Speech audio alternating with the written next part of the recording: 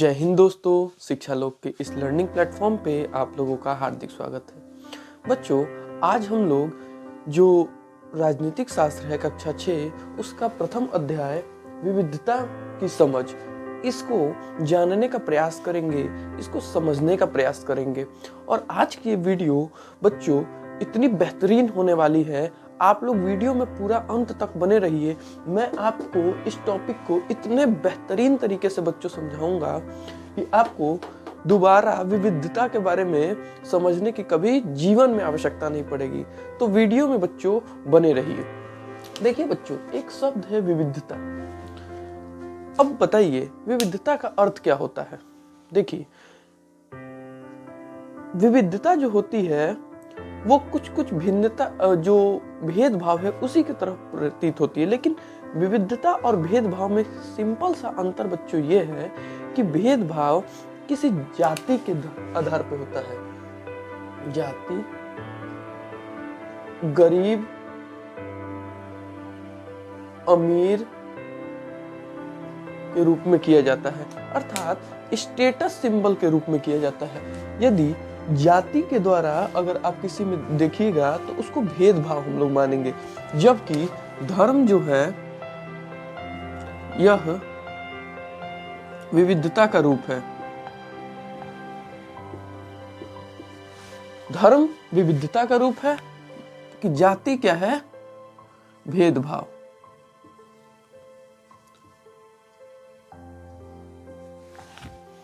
धर्म जो बच्चों है वो विविधता का रूप है, जबकि जाति जो है वो भेदभाव का रूप है।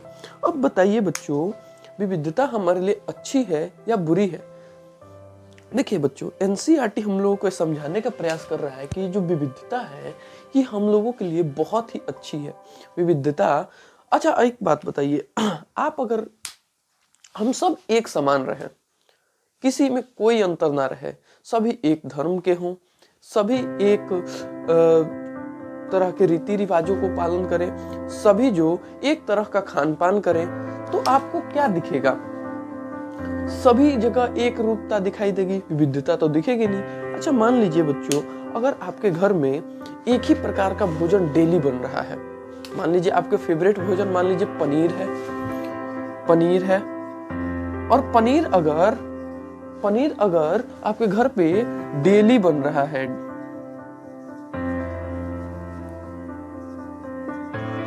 रोज बन रहा है, तो आपको क्या होगा? इस पनीर से मन भर जाएगा, आपको मन करेगा कि कुछ अलग प्रकार की चीज खाएं। देखिए, जो मानव मन है वो अलग अलग चीजों को ढूंढता है, वह एक चीज पे कभी नहीं रुक सकता है। जैसे आज के जो बच्चे हैं एक लड़की पे नहीं रुक पाते हैं, तो अब एगो से बतियाएगा और एगो को बोलेगा पापा से बतिया रहे थे। और लड़कियां भी बड़ी तेज होती हैं। लड़कियां क्या करेगी? गांव में एगो अलग फंसा के रखेगी, शहर में एगो अलग फंसा के रखेगी। तो ये बात तो बात की है। देखिए, इसको विविधता में मत डालिएगा कि विविधता का अर्थ ये होता है। देखिए बच्चों, विविधता जो है उसको एनसीईआरटी ने एक मार्मिक जो है घटना के रूप में व्यक्त किया है, एक कहानी के रूप में प्रदर्शन करने का प्रयास किया है। देखिए, एक बच्चा होता है जो दिल्ली का जो राजपथ है, इस पे अखबार बेचता है, यहाँ पे अखबार बेचता है। उसका नाम समीर होता है। वो बच्चा 8 या 9 साल का होता है और क्या करता है? राजपथ पर अखबार बेचता है। वह रोज वहां पे अखबार बेचता है। एक दिन उसकी मुलाकात एक चमचमाती गाड़ी से जाते हुए एक व्यक्ति की तरफ जाती है। उसका ध्यान उस व्यक्ति की तरफ जाता है। वह अखबार हिंदी और अंग्रेजी का लेके दौड़ता है और चिल्लाता है हेडलाइंस पढ़ते हुए, अखबार ले लो, अखबार ले लो। तभी उस गाड़ी को रोक के जो गाड़ी का समीर है वह रुकता है और उससे हिंदी का अखबार मांगता है। हिंदी का अखबार जब मांगता है तो यह छोटा समीर है जो 9 साल का अखबार बेच रहा है, यह समीर है, यह थोड़ा चकित हो जाता है कि इतनी बड़ी गाड़ी में, चमचमाती हुई गाड़ी में अगर कोई इंसान आ रहा है तो वो तो अंग्रेजी का अखबार लेगा, तो ये हिंदी का क्यों लेता है? तो उससे यह पूछता है छोटा समीर कि आप अंग्रेजी का अखबार क्यों नहीं ले रहे हैं, आप क्या हिंदी आपको आती है? तो जो बड़ा समीर होता है गाड़ी में बैठा हुआ, वो बोलता है हाँ मुझे हिंदी आती है, मैंने अपने जो कक्षा में है अन्य विषयों के साथ हिंदी की भी पढ़ाई की है, हिंदी भी थी मेरी कक्षा के विषय में। तो तब तक क्या होता है बच्चों, रेड लाइट जो होता है वो ग्रीन हो जाता है और पीछे से हॉर्न इतना तेज बजता है कि जो गाड़ी में बैठा समीर होता है इसको गाड़ी अपने आगे बढ़ानी पड़ती है। अगले दिन फिर यही घटना होती है। यह जो समीर है इसके मन में अब ये एक चीज की भावना जागी है कि ये सब्जेक्ट क्या होता है। जो समीर है वो बोला है कि अन्य सब्जेक्ट के साथ मैंने हिंदी की भी पढ़ाई की है, तो इसके मन में आता है कि सब्जेक्ट क्या चीज है। अगले दिन ये हिंदी का अखबार लेके दौड़ते हुए जाता है और पूछता है सब्जेक्ट क्या है। वह बोलता है, बड़ा जो समीर है, यह एक पढ़ने का विषय है, तुम कभी स्कूल नहीं गए हो क्या? तो यह छोटा समीर बोलता है, नहीं मैं स्कूल नहीं गया हूँ, मैं बचपन से ही यहाँ राजपथ पे माता जी के साथ अपने अखबार बेचता हूँ। अभी मेरी माता मेरे साथ नहीं है, वह मेरठ में रहती है। कहाँ रहती है बच्चों? ये कहाँ है? दिल्ली में। और वह मेरठ में रहती है। कहाँ? मेरठ में। और मेरठ में बच्चों दंगे हो गए हैं। क्या हो गए हैं? दंगे हो गए हैं।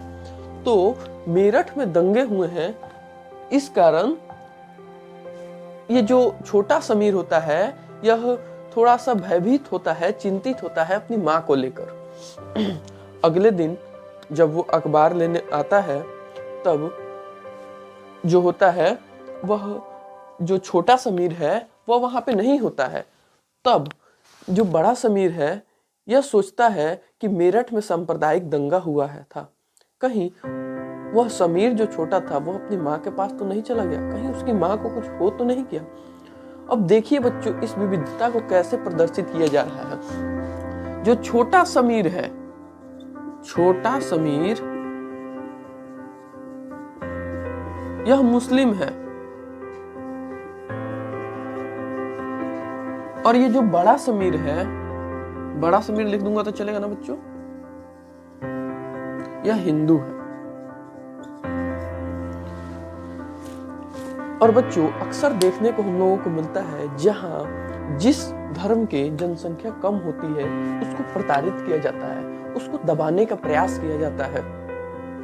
इस कारण हम लोगों को ये देखने को मिलता है कि जो सांप्रदायिक हिंसे हैं वो कभी भी लाभदायक नहीं होते हैं। और यह भी दिखाता है कि हमारे में विविधता देखिए कितना है, लेकिन जो भारत देश है वो हम दोनों को एक दूसरे से जोड़ता है, एकता दिखाता है। समीर यह भी है, समीर यह भी है, लेकिन दोनों के बीच एक दोस्ती सा बन चुका है। दोनों एक दूसरे के लिए दोस्ती का हाथ बढ़ाना चाहते हैं। यह हम लोगों को विविधता के बारे में दिखाता है। अच्छा बच्चों, आगे की पुस्तक हम लोगों को कहती है कि भारत में विविधता क्या है। अच्छा बताइए बच्चों, विविधता हमारे लिए अच्छी है या बुरी है? देखिए बच्चों, विविधता हमारे लिए बहुत ही अच्छी है और लाभदायक भी है। विविधता से बच्चों हम लोग अलग अलग देश के, अलग अलग राज्यों के जो होते हैं उसके रीति रिवाज जान सकते हैं।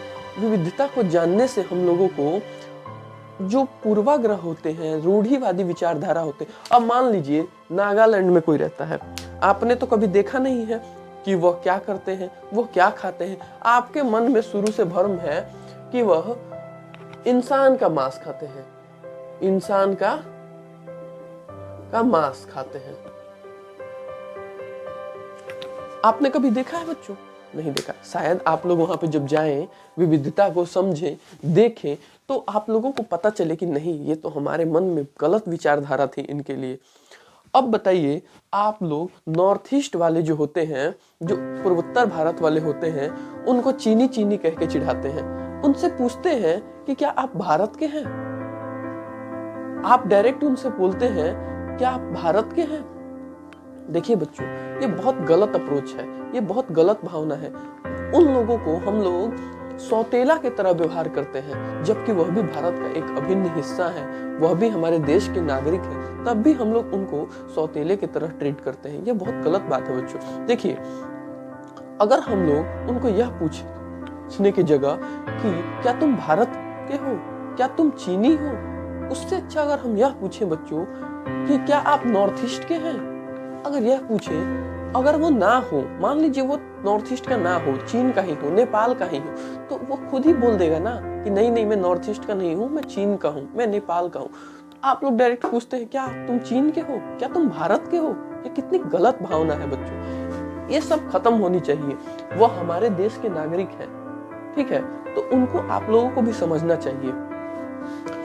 देखिए अब हम लोग तो नागालैंड नहीं गए हैं, तो नागालैंड के बारे में हम लोगों को कैसे जानकारी? लोगों के पूर्वाग्रहों से। पूर्वाग्रह क्या होता है बच्चों? एक गलत भावना जो हमने देखा नहीं है, किसी के मुंह से सुना है और उसको हम लोगों ने अपने दिमाग में फिट कर लिया है कि नहीं यही सही होता है।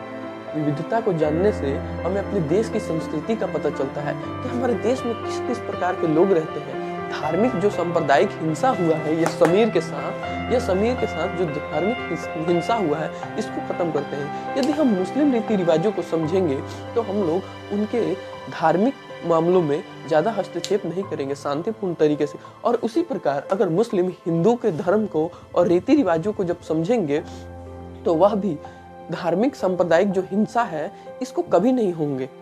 तो आप बच्चों समझने का प्रयास करिए कि जो धार्मिक हिंसा होती है वो विविधता को ना समझने के कारण होती है, और विविधता को समझने से हम लोग रूढ़िवादी विचारधारा जो होती है, जो हमारे दिमाग में फिट हो चुकी है शुरू से लेकर अभी तक। क्या रूढ़िवादी विचारधारा है? देखिए कि लड़कियों को शिक्षा नहीं देनी चाहिए क्योंकि वह बिगड़ जाती हैं, यह हमारी रूढ़िवादी विचारधारा है। आज के समय में जो लड़कियां हैं वो लड़कों से कई आगे जा चुकी हैं। बहुत ऐसी लड़कियां हैं जो टॉपर आती हैं, जो देश का नाम करती हैं, IAS IPS बनती हैं। तो आप लोगों को भी यह भावना छोड़ना पड़ेगा रूढ़िवादी, और आपको एक अपना मानसिक जो है उसको विकास करना पड़ेगा। मानसिक विकास की जरूरत है। आप जैसे जैसे बुक पढ़िएगा NCERT, आपका मानसिक विकास धीरे धीरे होता चला जाएगा। तो आप समझ गए बच्चों की विविधता को जानना क्यों जरूरी है, और विविधता और भेदभाव में क्या अंतर है। भेदभाव बच्चों किसी नस्ल के, किसी रंग रूप के आधार पर किया जाता है, किसी जाति के आधार पर किया जाता है, अमीरी और गरीबी, यह एक भेदभाव है। जबकि हिंदू धर्म, मुस्लिम धर्म, यह विविधता है। खान पान विविधता है, रीति रिवाज विविधता है, जो मिठाइयाँ हैं वो अलग अलग प्रकार की सभी के लिए होती है। कोई लड्डू बनाता है तो कोई सेवैया, तो यह विविधता है। विविधता और भेदभाव को उम्मीद है बच्चों समझ में आ गया होगा आप लोगों को। अब देखते हैं बच्चों भारत में विविधता। बच्चों आपने कभी चेन्नई गए हैं? चेन्नई में बच्चों इडली डोसा फेमस है। इडली फेमस है। पंजाब में पराठे फेमस है, छोले भटूरे फेमस है। आपके तो फेवरेट होते हैं छोले भटूरे। कहीं पे भी जाते हैं टप से रेडी के सामने खड़ा हो गए, छोले भटूरे खाने हैं। इडली डोसा फेमस है चेन्नई की तरफ। बिहार के साइड में आइएगा और यूपी के साइड में, तो यहाँ पे लिट्टी चोखा का काफी प्रचलन है। लिट्टी चोखा बड़े शौक से यहाँ खाई जाती है। अगर आप जाइएगा गुजरात साइड में तो उधर ढोकला बड़ा फेमस है। तो ये विविधता है भारत की। अगर आप कहीं देखिएगा कि दक्षिण भारत में शादी का रीति रिवाज अलग है, उत्तर भारत में अलग है। यह हमारे देश की विविधता है। हमारे देश में कई विविधताएं हैं बच्चों। देखिए जैसे अगर आप देखिएगा कि जो अन्य राज्य हैं उनके जनसंख्यात्मक भी विविधता है। हमारे बिहार की प्रति वर्ग जनसंख्या है 1106। वहीं अगर आप देखिएगा पश्चिम बंगाल की, तो वहाँ की जनसंख्या घनत्व अलग है, उत्तर प्रदेश का अलग है, मध्य प्रदेश का अलग है। इसके बाद अगर आप देखिएगा बच्चों भारत में अन्य विविधताओं के बारे में अगर आप ढूंढने का प्रयास करें तो आप देखिएगा कि जम्मू कश्मीर के लोग जो होते हैं वो ठंडी में ज्यादा काम नहीं करते हैं, वो गर्मी का मौसम का इंतजार करते हैं। वहीं अगर आप दक्षिण भारत में जाइएगा तो वह पूरे साल कार्य में रहते हैं, पूरे साल वो काम करते हैं। तो दक्षिण भारत और उत्तर भारत इनमें विविधताएं हैं। ठीक है, विविधता को हम और किस किस रूप में नाप सकते हैं? खान पान के आधार पर, वस्त्रों के आधार पर, धर्म के आधार पर, रीति रिवाजों के आधार पर, धार्मिक मान्यताओं के आधार पर। ऐसी कई प्रकार हैं जिससे विविधता को हम लोग देख सकते हैं। अब भारत में ये जो विविधता थी ये कहाँ से आई? सवाल पैदा होता है कि भारत में ही इतनी विविधता क्यों है। देखिए दोस्तों, आप पूरी दुनिया घूमे या ना घूमे, यदि आप पूरी भारत को अगर घूम लेते हैं तो आपको संपूर्ण दुनिया का ज्ञान हो जाएगा।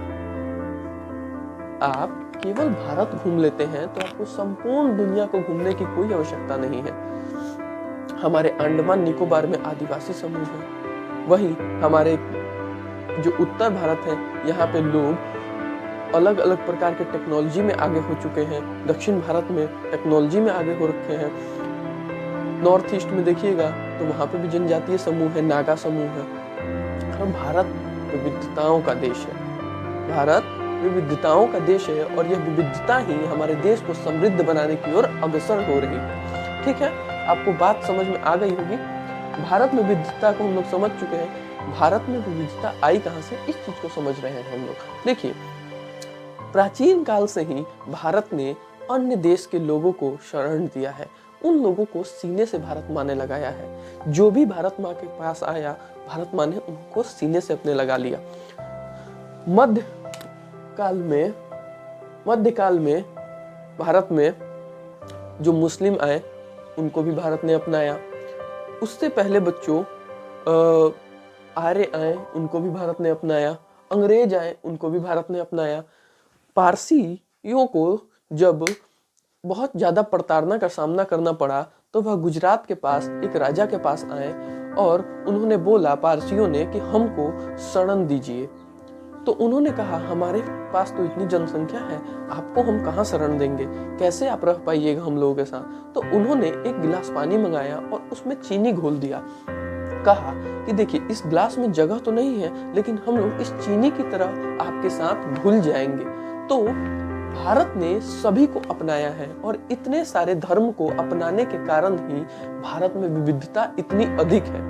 भारत में इतनी अधिक विविधता है। भारत में लगभग 1900 से ज्यादा भाषाएं बोली जाती है।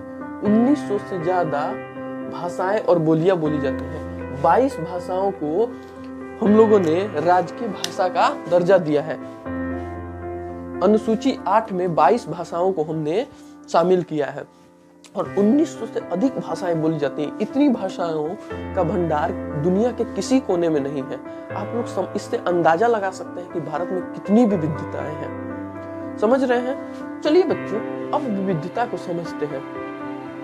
विविधता जो बच्चों होती है वो भेदभाव से बिल्कुल अलग होती है। विविधता और भेदभाव में छोटा ये डिफरेंस यह है कि विविधता जो होती है वह स्टेटस से जुड़ी नहीं होती, अर्थात वो ऊंच नीच नहीं दिखाती, जबकि भेदभाव ऊंच नीच दिखाता है। ये भेदभाव बच्चों खत्म होना चाहिए कि नहीं होना चाहिए? खत्म होना चाहिए, बिल्कुल।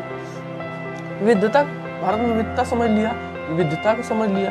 अब विविधता आई कहां से, इसको भी हम लोगों ने समझने का भी प्रयास किया। एक बार फिर से मैं इसको काउंटर कर दे रहा हूं कि विविधता कहां से आई। भारत ने जो शुरू से लोगों को अपनी तरह सीने से लगाया, भारत माँ ने बोला कि आओ मेरे पास रहो, तो इस कारण विविधता बढ़ी। देखिए, मुस्लिम रूलर्स आए, उन्होंने कुछ विविधता भारत में लाई। आर्य आए, उन्होंने कुछ विविधता लाई। अंग्रेज आए, उन्होंने कुछ विविधता लाई। भारत जो है दुनिया के जो प्रमुख 4 धर्म है, हिंदू,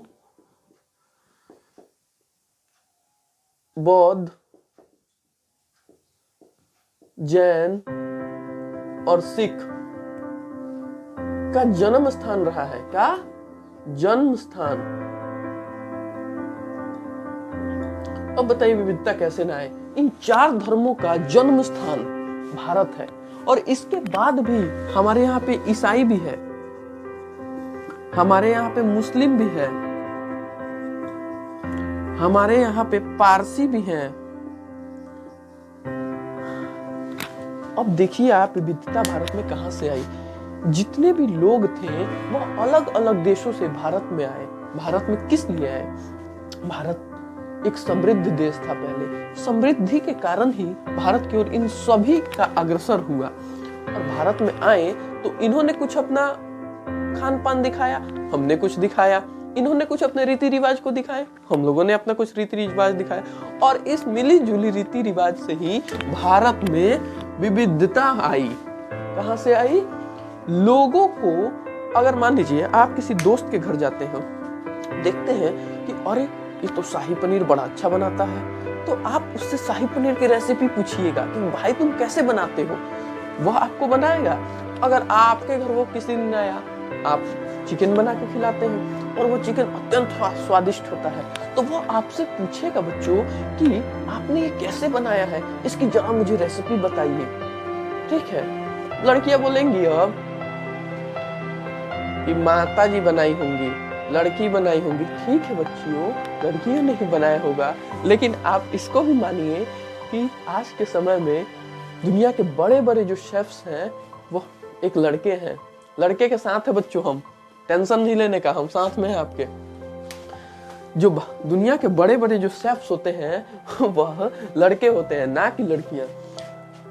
बच्चों, हम लोगों ने यह समझ लिया कि भारत में विविधता कहां से आई, विविधता को कैसे समझते हैं, विविधता भेदभाव में अंतर क्या है।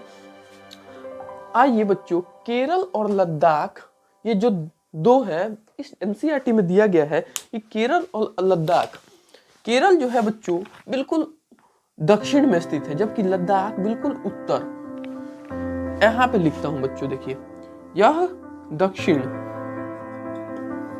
भारत और यह उत्तर। यह दक्षिण भारत में है केरल और यह उत्तर भारत में है। ठीक है, लद्दाख में बच्चों ठंड बहुत ज्यादा पड़ती है, तो यहाँ के काम कब होंगे? गर्मियों के मौसम में। यहाँ पे देखिए बच्चों, केरल में 12 महीने गर्मी पड़ती है, तो यहाँ में 12 महीने लोग काम करेंगे। यहाँ के जो तीज त्योहार होंगे ये सर्दियों में ना होकर गर्मियों में होंगे। यहाँ के जो तीज त्योहार हैं वह सालों भर मनाए जाएंगे। यह बरसात में अधिकांश मना लेंगे तीज त्योहार, क्योंकि बरसात का मौसम आया है। यह खान पान के लिए जो इकट्ठा सामान करेंगे वो गर्मियों में करेंगे। यह 12 महीने कर सकते हैं। अब बच्चे देखिए, यहाँ एक पश्मीना ऊन मिलता है, जो पश्मीना भेड़ से निकाला जाता है। यह बहुत ही रेयर किस्म का ऊन होता है और बहुत ही महंगे दामों पर मिलता है। आपने पश्मीना शॉल के बारे में सुना होगा, शॉल जो ओढ़ते हैं, लड़कियां काफी ओढ़ती हैं उस शॉल को। लड़कियां तो बिल्कुल समझ गई होंगी पश्मीना शॉल के बारे में। केरल है, ये नौका दौड़ के लिए फेमस है। नौका दौड़, यहाँ पे एक लंबी सी नाव होती है, एक लंबी सी नाव होगी, इस पे लोग इसमें बैठे रहेंगे और रेस की प्रतियोगिता होगी। उसमें जो जीतता है उसको विजेता घोषित किया जाता है। यहाँ पे बच्चों बहुत अधिक डाइवर्सिटी देखने को मिलती है। क्यों देखने को मिलती है? क्योंकि देखो बच्चों, जो केरल है एक तरफ से समुद्र से घिरा है और दूसरी तरफ से पहाड़ियों से घिरा हुआ है। एक तरफ से समुद्र और दूसरी तरफ से पहाड़ी। और ये जो पहाड़ियां हैं इसमें मसालों का काफी अधिक उत्पादन होता है। किस चीज का उत्पादन होता है बच्चों? मसालों का अत्यधिक उत्पादन होता है। काली मिर्च, केरल जो है काली मिर्च, क से केरल और क से काली मिर्च। दक्षिण भारत में बस होने के कारण यहाँ की जो जलवायु है वह बहुत ही उष्ण जलवायु है, गर्म जलवायु है। ठीक है बच्चों, क्योंकि यहीं से इक्वेटर गुजरता है, तो यहाँ की जो जलवायु है बहुत ही उष्ण है। बच्चों, यहाँ पे अत्यधिक मात्रा में काली मिर्च, इलायची जैसे मसालों का उत्पादन होता है और इन मसालों की खोज में बच्चों यहाँ पे बहुत से व्यापारी आया करते थे और यहाँ के लोगों को देखे और यहीं पे बस गए। तो इस कारण यहाँ पे बहुत अधिक डाइवर्सिटी है। अब अगर हम लोग देखेंगे लद्दाख के बारे में, तो लद्दाख जो है उत्तर भारत में स्थित है और उत्तर भारत में स्थित होने के कारण यह मध्य एशिया तथा तिब्बत जाने वाले रास्ते के बीच में पड़ता है। यहीं से बच्चों बौद्ध धर्म जो था तिब्बत पहुंचा था। यहाँ से बौद्ध धर्म कहाँ पहुंचा था बच्चों? तिब्बत। लद्दाख से ही बौद्ध धर्म तिब्बत पहुंचा। कहाँ से पहुंचा बच्चों? लद्दाख से।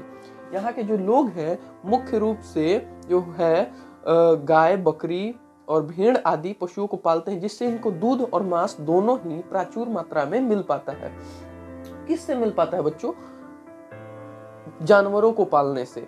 ठीक है, यहाँ कहीं पश्मीना ऊन जिसके बारे में मैंने बताया, और लड़कियों को बड़ा पसंद होता है पश्मीना ऊन। बच्चों, औरत जात को कितना भी आप ला के दे दो सामान, उसको कम ही लगता है।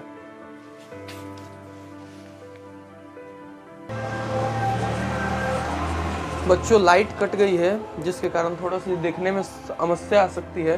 थोड़ा सा बच्चों लास्ट ही है टॉपिक, समझने का प्रयास करिएगा। ये जो पश्मीना ऊन है ये मतलब लद्दाख में बहुत अधिक फेमस है।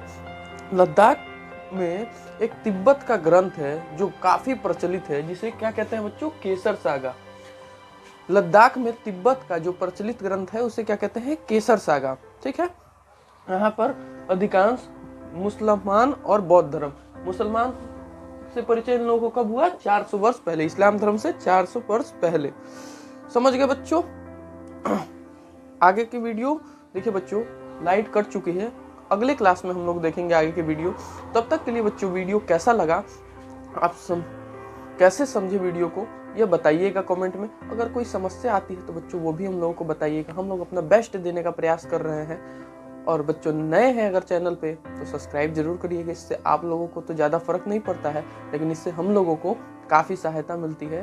धन्यवाद।